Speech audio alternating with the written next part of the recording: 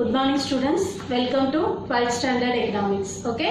So last class la enna pathom what do you mean by direct tax and indirect tax pathom. Adula direct tax oda merits and demerits discuss pannom. Okay va. So today's class paru what do you mean by indirect tax. Okay. Indirect tax na enna adoda different types enna adoda merits and demerits. Okay. Adha follow panni nammaloda scope of public finance la public expenditure paathutom public revenue paathutom அடுத்து பாத்தீங்கன்னா public debt. Okay va. Public debt இன்னைக்கு brief analyze பண்ண போறோம். Okay. So first thing பாரு indirect tax. Okay வா. Indirect tax அப்படினா என்னமா? Taxes on goods and services. Indirect tax அப்படிங்கிறது என்ன? Taxes on goods and services. Okay வா. So goods and service மேல levied-ஆ இருக்கிறது தான் நம்ம என்னன்னு சொல்லுவோம்? Indirect tax அப்படினு சொல்லுவோம். Okay. So it is refers to as a tax charged on person who purchases the goods and services and it is paid indirectly to the government. Okay va. So idhula pathina tax levied by one person. Okay va, but collected from the other person. Tax yaar melama podranga? Manufacturer mela podranga. Ana adu collect pandrathu yaar kitta irundhu? Consumer kitta irundhu. Seriya? So tax enadhu? Tax levied on one person and collected from the another person. So the burden of tax can be easily shifted to the another person. Burden of tax easy இன்னொரு person க்கு என்ன பண்ணிடலாம்? Shift பண்ணிக்கலாம். Okay வா? So இதோட different types பாரு. Excise duty, sales tax, custom duty and entertainment tax. Excise duty னா என்னன்னு பாரு. Excise duty னா உற்பத்தி வரி அப்படினு சொல்வாங்க. Okay வா? So payable by the manufacturer who shift the tax burden to retailer and wholesaler. Okay va. அப்ப excise duty யார் மேலமா levied? Manufacturer மேல. ஆனா அது கட்டறது யாருன்னு பாத்தீங்கன்னா யார்? Retailers. The burden of tax shifted to retailers and wholesalers. Okay va. So this is we described as the excise duty. Okay. அடுத்தது sales tax. Sales tax na enna? It is paid by the shopkeeper or retailer who then shift off the tax burden to the customer by charging sales tax on goods and service. Okay va.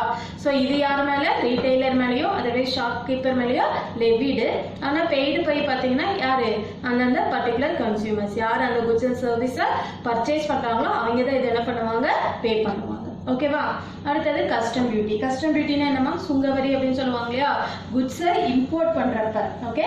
So import duties levied on goods from outside the country ultimately paid by the consumers and retailers. Okay. Importனா நம்ம மத்த கண்ட்ரீஸ்ல இருந்து நம்ம import பண்றது. ஓகேவா.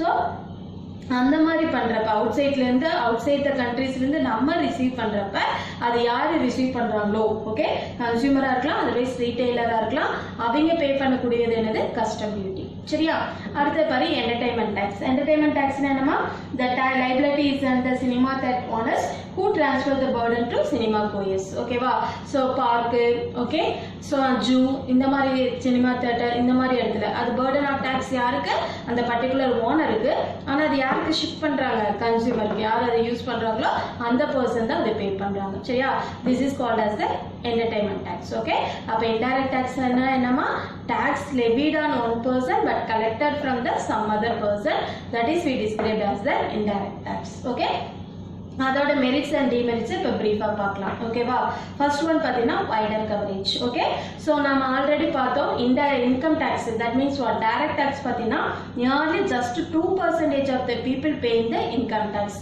ஆனா நம்மளோட sales tax பாத்தீங்கன்னா indirect tax பாத்தீங்கன்னா மெஜாரிட்டி ஆஃப் தி பீப்பிள் எதுல இன்க்ளூட் ஆயிருப்பாங்க இந்த இன்டைரக்ட் டாக்ஸ்ல ஏன்னா கண்டிப்பா எல்லாரும் both rich poor middle class எல்லா பீப்பிளுமே என்ன பண்ணுவாங்க they can purchase any other goods அப்ப compulsory all type of people எல்லாரும் என்ன பண்ணுவாங்க they can pay the indirect tax ஓகேவா அடுத்து பாத்தீங்கன்னா equitable the indirect tax satisfy the canon of equity when higher tax is imposed on luxurious used by rich people இங்க எது follow பண்றாங்க equitable nature okay இப்ப luxurious goods யார் தான் purchase பண்ணுவாங்க rich people தான் அப்ப அந்த மாதிரி goodsக்கு higher tax poorer people வாங்குற essential goodsக்கு பாத்தீங்கன்னா lower tax அப்ப இங்க எது justify ஆகுது equitable nature அடுத்து பாத்தீங்கன்னா எகனாமிக்கல் சோ இதுவும் என்னதா cost of the collection burden of டாக்ஸே தெரியாது ஏன்னா அந்த பிரைஸ் ஆஃப் த கமாடிட்டிலே இன்க்ளூட் ஆகிறதுனால இதோட இதே என்ன தெரியாது பர்டன் ஆஃப் த டாக்ஸே பே பண்றதே தெரியாது ஓகேவா so cost of collection is less as producers and retailer collect tax and pay to the government so the trader act as the honorary of tax collectors okay ஈஸியா யாரே collect பண்ணி கொடுத்துறாங்க retailers and wholesalers ஏன்னா அது எதுக்குள்ள include பண்ணிடுறாங்க price of the ப்ராடக்ட்ல include பண்ணிடுறாங்க. ஓகேவா? அடுத்து பார்த்தீங்கன்னா செக் harmful consumption. ஓகே, இது ஒரு important variant. The government imposes indirect tax on those commodities which are harmful to health. ஓகேவா? Like tobacco, liquor. Okay, so இந்த மாதிரி குட்ஸுக்கெல்லாம் ஓகேவா எதெல்லாம் பீப்புளோட ஹெல்த்துக்கு ஹார்ம்ஃபுல்லாக இருக்குதோ அந்த மாதிரி குட்ஸுக்கெல்லாம் என்ன பண்ணுறாங்க, they can given the highest tax rate. ஓகேவா? அப்போ ஆட்டோமேட்டிக்காக அந்த குட்ஸை பீப்புள் வாங்குறதுக்கு கொஞ்சம் ஹெசிடேட் பண்ணுவாங்க. ஓகே, அப்போ எதுக்கான என்ன பண்ணுறாங்க, செக்ஸ் த ஹார்ம்ஃபுல் கன்சப்ஷனுக்கும் இந்த இன்டைரக்ட் டேக்ஸ் வந்து ஹெல்ப் பண்ணுது. ஓகேவா? அடுத்து பார்த்தீங்கன்னா convenient. Indirect tax are levied on commodities and services. Whenever consumer make purchase, they pay the tax along with the price. So they do not feel the pinch of paying the tax. Okay va? So it is very convenient. Price of the product லயே உள்ள include ஆகறனால இது ஒரு பெரிய burden யாருக்கு இருக்காது, பேயருக்கு வந்து இருக்காது. Okay va? That means consumer. Okay, so this is the convenient one. Okay va? So these are the merits of indirect tax. Okay, at the same time it is also having some demerits. Other demerits என்னன்னு பாரு. First thing, high cost of collection. So the cost of collection of indirect tax is higher than the direct tax because the government has to spend huge money to collect indirect tax. Okay va?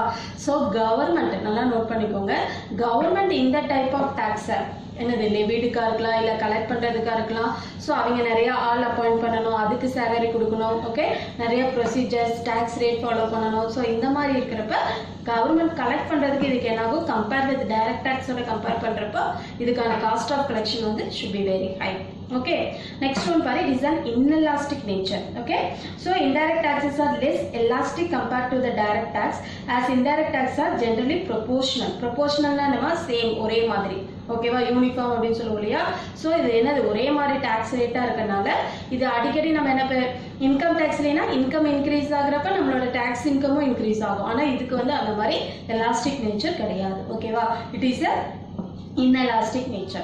Next one பாரு, regressive. Regressive என்ன, குறைஞ்சிக்கிட்டே வருது. Okay, indirect tax are sometimes unjust and regressive in nature since both rich and poor person have to pay same amount of tax irrespective of their income level. Okay வா? So sometimes yes, okay, equity வந்து follow பண்றது இல்லைன்னு சொல்றாங்க. ஏன்னா எல்லா type of பீப்புளுக்குமே என்னது same tax தான். Okay, so ஒரு பர்டிகுலர் டைப் ஆஃப் குட்ஸை ஒரு புவர் பீப்புள் வாங்கினாலும் அதே டேக்ஸ் தான், ரிச் வாங்கினாலும் அதே டேக்ஸ் தான். சரியா? அப்போ இந்த இடத்துல என்ன கிடையாது, ஒரு ப்ராக்ரெசிவ் நேச்சர் கிடையாது. It is the regressive, decrease ஆகிட்டே இருக்கும். ஓகே, ஸோ நெக்ஸ்ட் ஒன் பாரு, uncertainty. The rise in indirect tax increase the price and reduce the demand for goods. Okay, so indirect tax increase ஆச்சு அப்படின்னா price of the commodity increase ஆகும். ஆனா என்ன ஆகுது, demand for price அதிகமாச்சுன்னா demand என்ன ஆகும், it should be decreased. So the government is uncertain about the expected revenue collection. Demand குறைஞ்சிச்சுன்னா அந்த அளவுக்கு நமக்கு என்ன கிடைக்காது, சேல்ஸ் இன்க்ரீஸ் ஆகாது, அப்போ இன்கம் டேக்ஸ் வந்து கிடைக்காது. ஓகேவா? So Dalton says under indirect tax 2 plus 2 is not 4 but 3, even less than 3. சூப்பரா சொல்லியிருக்காரு. அக்கார்டிங் டு டால்டன் என்ன சொல்லியிருக்காரு, 2 plus 2 equal to not 4, 3யோ less than 3யோ தான் இந்த இன்டைரக்ட் டேக்ஸை பொறுத்த வரைக்கும் நமக்கு கிடைக்கும். ஓகேவா?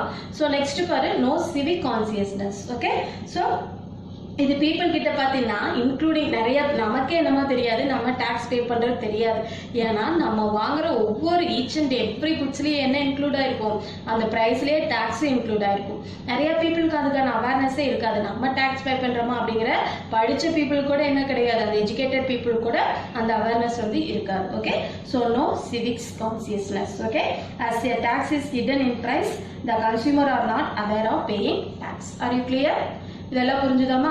ஓகே, ஸோ நம்ம என்ன ஸ்கோப் ஆஃப் பப்ளிக் ஃபினான்ஸில் என்னென்ன பார்த்தோம், public expenditure, public revenue, public டெப்ட், ஃபினான்ஷியல் அட்மினிஸ்ட்ரேஷன், அடுத்தது ஃபிசிக்கல் பாலிசி பார்த்தோம். அதில் நம்ம என்னென்ன டாபிக் முடிச்சிருக்கோம், பப்ளிக் எக்ஸ்பெண்டிச்சர் முடிச்சிட்டோம், பப்ளிக் ரெவன்யூ முடிச்சிட்டோம். ஓகேவா? ஸோ நெக்ஸ்ட் டாபிக் பாரு, பப்ளிக் டெப்ட். நெக்ஸ்ட் டாபிக் என்னடா, பப்ளிக் டெப்ட். ஓகேவா?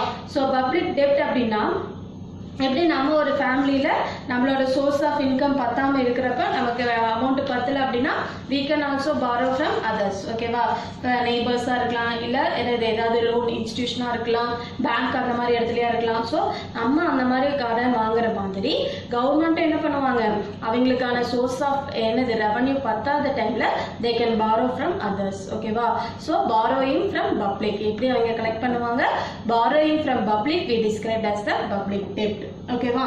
பாரு, In the 18th and 19th century, the role of state was minimum. But since 20th century, there has been enormous increase in the responsibilities of the state. So, hence state has to supplement of traditional revenue sources with borrowing from individual and institution within and outside the country. Okay va? So, enama 18th and 19th century la pathina government oda rule na already சொன்னல described as the police state அப்படினு சொல்லுவோம். சரியா? But இப்போ பாத்தீங்கன்னா 20th century ல government oda role என்ன இருக்கு? It should be expanded. Okay va? So, welfare activities ல எல்லாமே யார் include ஆயிருக்கா? Government வந்து include ஆயிருக்காங்க. சரியா? So, அப்ப என்ன ஆகுது? Public expenditure வந்து increase ஆகி public revenue வந்து கம்மியாகிறப்ப the debt burden is a big problem and most of the countries are debt trapped. Okay va? So அந்த debt அப்படிங்கிறதுல எல்லா countries-உமே என்னது சிக்கி தவிக்கிறாங்க அப்படினு சொல்லிருக்காங்க. Okay? So இது என்னமா public debt நம்ம இதோட டைப்ஸ் பார்த்தீங்கன்னா internal public debt, external public debt. Okay va? So internal public debtனா நம்ம கண்ட்ரிக்குள்ளேயே within the country. Okay? Within the country நம்ம கவர்மெண்ட்டுக்கு ஃபண்ட் பத்தாதப்ப borrowing peopleோட டெபாசிட்டியோ otherwise என்னது ரிசர்வ் பேங்க் otherwise கமர்ஷியல் பேங்க்ல இருந்து என்னது அமௌண்ட் கடனா வாங்குனாங்க அப்படினா that is we described as the internal public debt. ஓகேவா? external public debt அப்படிங்கிறது other countries. Okay, other countries அப்படினா என்னமா IMF, World Bank அந்த மாதிரி foreign institutionல இருந்து they can borrow from money means that is we described as the external debt. ஓகேவா? இப்போ internal debt என்னமா an internal public debt is a loan taken by the government from the citizens or from different institution within a country. நம்ம கண்ட்ரிக்குள்ள public கிட்ட இருந்தோ otherwise okay. இப்போ internal public debtனா என்ன, external public debtனா என்னன்னு பார்த்தோம். இதோட source main source of internal public debt எப்படி எல்லாம் நம்ம ரிசீவ் பண்ணலாம்னு பாருங்க. ஃபர்ஸ்ட் ஒன் பாத்தீங்கன்னா individual who purchase the government bonds and securities. ஓகேவா? So internal public debt government எப்படி கடன் வாங்குவாங்க அப்படின்னு பார்த்தீங்கன்னா within a country individuals கிட்ட இருந்து through deposit ஆகும் and then who purchase the government bonds and securities. Okay, அதுல இருந்து கிடைக்கிற என்னது கவர்மெண்டோட பாண்ட்ஸ் செக்யூரிட்டிஸ் சேல்ஸ் பண்ணி அதுல இருந்து கிடைக்கிற இன்கம். சரியா? அடுத்து பாத்தீங்கன்னா banks both private and public buys the bonds from the government. ஓகேவா? so private bank and also the government bank அவங்க என்ன பண்ணுவாங்க, கவர்மெண்ட் கிட்ட இருந்து செக்யூரிட்டிஸ் வாங்கிட்டு கடனா கொடுப்பாங்க. ஓகே, அடுத்து பாத்தீங்கன்னா non-financial institution like UTI, LIC, GIC. Okay, also by the government bonds. இவங்களும் okay, other financial institution, non-financial institution சொல்லுவோம் இல்லையா, Life Insurance Corporation of India, okay, UTI, United Trust of India. so இந்த மாதிரி institution எல்லாமும் கவர்மெண்டோட பாண்டை வாங்கிட்டு கவர்மெண்ட்டுக்கு என்ன பண்ணுவாங்க, கடனா பணத்தை கொடுப்பாங்க. அடுத்து பார்த்தீங்கன்னா central bank can lend the government in the form of money supply. so the central bank can also issue money to meet the expenditure of the government. okay va? so borrowing from central bank also. in the four sources of la internal public debt government வந்து receive பண்ணுவாங்க. okay, அடுத்தது external na நம்ம outside the countries. okay, when a loan is taken from the abroad or from any international organization is called as the external public debt. okay, so இதுக்கு best example என்னடா IMF, World Bank, IDA, International Development Association, ADB, Asian Developmental Banks. okay va? so it is loan from other countries and the governments. okay, so இதெல்லாம் எதுக்குள்ளடா include ஆகும், external public debt ல. okay va? so within a country ஆ இருந்தா that is we described as the internal public debt. outside the countries ஆ இருந்தது அப்படின்னா that is we described as the external public debt. okay va? அடுத்து பாரு, causes for the increase in public debt. இது very important question மா. last year public எக்ஸாம்ல 2 interior question வந்ததுன்னு சொன்னேன்ல, அதுல இது ஒரு கொஸ்டின். ஓகேவா? ஸோ இப்போ ரீசெண்டா ஏன் வந்து பப்ளிக் டெப்ட் வந்து இன்க்ரீஸ் ஆகுது, அதுக்கான ரீசன்ஸ் என்னென்ன அப்படின்னு பார்க்க போறோம். சரியா? ஃபர்ஸ்ட் ஒன் பாரு, war and preparation of war. ஓகேவா? ஸோ வேகிங் war has become one of the important causes for incurring debts by the government. In modern times, the preparation of war and nuclear defense programs take away the major share of the government's revenue and so it incurs debt. okay va? so war and preparation of war. okay va? மற்ற countries-க்கு ஈக்குவலா so நம்மளும் இந்த என்னது equipments எல்லாம் ரெடியாக வச்சிருக்கணும். ஓகேவா? So எந்த டைம்ல என்ன மாதிரி சுச்சுவேஷன் வேணாலும் வரலாம், அதை ஃபேஸ் பண்ற அளவுக்கு இப்போ கூட ரீசெண்டாக பார்த்தீங்கன்னா நம்ம லடாக் இதில் பார்த்தீங்கன்னா சைனாக்கும் நமக்கும் அந்த பார்டர் இதெல்லாம் வந்துட்டு இருக்கு இல்லையா, அப்போ அவங்களுக்கு ஈக்குவலாக ஸோ நம்மளும் ரெடியாக இருக்கணும் அப்படின்னா நம்மளது நியூக்ளியர் ப்ரோக்ராமாக இருக்கலாம், இல்லை மாடர்ன் எக்யூப்மெண்ட்ஸாக இருக்கலாம், அதுக்கெல்லாம் காஸ்ட் பார்த்தீங்கன்னா ரொம்ப அதிகம். அப்போ majority of the government income எதுக்கு ஸ்பெண்ட் பண்ணுறாங்கம்மா, இந்த வார் அண்ட் ப்ரிப்ரேஷன் ஆஃப் வார்க்கு. ஓகேவா. அடுத்து பார்த்தீங்கன்னா social application. Okay, so modern states are considered to be the welfare state and have to undertake many social obligations like public health, sanitation, education, insurance, transport and communication, besides providing minimum necessaries for life to the citizens of the country. So to finance these, the state has to incur heavy public debt. Okay, so இப்போ modern state என்ன ஸ்டேட்னு பார்த்தா welfare state. அப்போ பீப்புளுக்கு தேவையான எல்லா ஃபெசிலிட்டிஸுமே health, education, sanitation, ஓகேவா. So இந்த மாதிரி எல்லா ஃபெசிலிட்டிஸுமே யார் தான் ப்ரொவைட் பண்ணி கொடுக்கணும், கவர்மெண்ட் ஒன்லி. அப்போ அதுக்கு என்ன ஆகும், நிறைய எக்ஸ்பெண்டிச்சர் ஆகுது. அதை ஃபேஸ் பண்ணுறதுக்காக கவர்மெண்ட் பாரோ ஃப்ரம் என்னது பப்ளிக் டெப்ட்டை வந்து பாரோ பண்ணுறாங்க. ஓகேவா. அடுத்து பார்த்தீங்கன்னா economic development and deficit. Okay, so the government has to undertake many projects of economic development of the country. Construction of railways, power project, irrigation project, heavy industries, etc. could be thought of only means of mobilizing resources in the form of public debt. So due to heavy public expenditure, the government always face deficit budget. So such deficit have to be financed only through borrowings. Okay va. So நம்ம economic development reach பண்ணனும் அப்படினா அதுக்கு government என்ன பண்ணனும், they can formulate some infrastructure facility. Road போடுறது, railways இருக்கலாம், சரியா, irrigation project, power project. So இது எல்லாமே கன்ஸ்ட்ரக்ட் பண்றது யாரோட மெயின் ரோல், கவர்மெண்டோட மெயின் ரோல். அப்போ கவர்மெண்டோட எக்ஸ்பெண்டிச்சரை மேக்ஸிமம் இதுக்கே ஸ்பெண்ட் பண்ணறதுனால நம்மளோட பட்ஜெட் ஆல்வேஸ் எதை காட்டுது, டெஃபிஷியட் பட்ஜெட்டை காட்டுது. அப்போ அந்த டெஃபிஷியன்சியை பேர் பண்ணுறதுக்காக கவர்மெண்ட் என்ன பண்ணுறாங்க, they can borrow from any one institutions. ஓகேவா. So that is also one of the main reason for increasing the public டெப்ட். ஓகே. அடுத்து பார்த்தீங்கன்னா employment opportunity. Most of the government of modern days face the problem of unemployment and it has become to duty to solve this by making huge public expenditure. So to solve the problem unemployment and to fight racism, the government has to make the some decisions. Okay va. So huge expenditure for this state have to resort the public debt. Okay va. So employment இப்போ இருக்கிற modern வேர்ல்டில் நம்ம face பண்ணக்கூடிய one of the important problem பார்த்தீங்கன்னா unemployment. So அந்த அன்எம்ப்ளாய்மெண்ட்டை solve பண்ணுறதுக்கு government only do the public expenditure. So அந்த பப்ளிக் எக்ஸ்பெண்டிச்சரை மீட் பண்ணுறதுக்காக கவர்மெண்ட் என்ன பண்ணுறாங்க, பாரோ பண்ணுறாங்க. Okay. So that is also one of the main reason. ஓகேவா. அடுத்து பார்த்தீங்கன்னா controlling inflation. So the government can withdraw excess money from circulation by raising public debt and thus prevent prices from rising. So inflation control பண்றதுக்காக price control இல்லாம increase ஆயிட்டே போச்சு அப்படின்னா it creates the inflation problem. அப்ப அந்த inflation control பண்ணனும் அப்படின்னா அதுக்கு first of all price control பண்ணனும். price control பண்ணனும் அப்படின்னா அதுக்கு என்ன பண்ணனும், circulation of money control பண்ணனும். So அதுக்காக government என்ன பண்றாங்க, they can do many expenditure. So அதுக்காக என்ன பண்றாங்க, they can borrow from other any one institutions. Okay va. அடுத்தது பாரு, fighting depression. So during the depression phase, private investment is lacking. So the government applies the compensatory public spending by borrowing from internal and external sources. Okay. So inflation control பண்ற மாதிரியே depression control பண்றது. Okay va.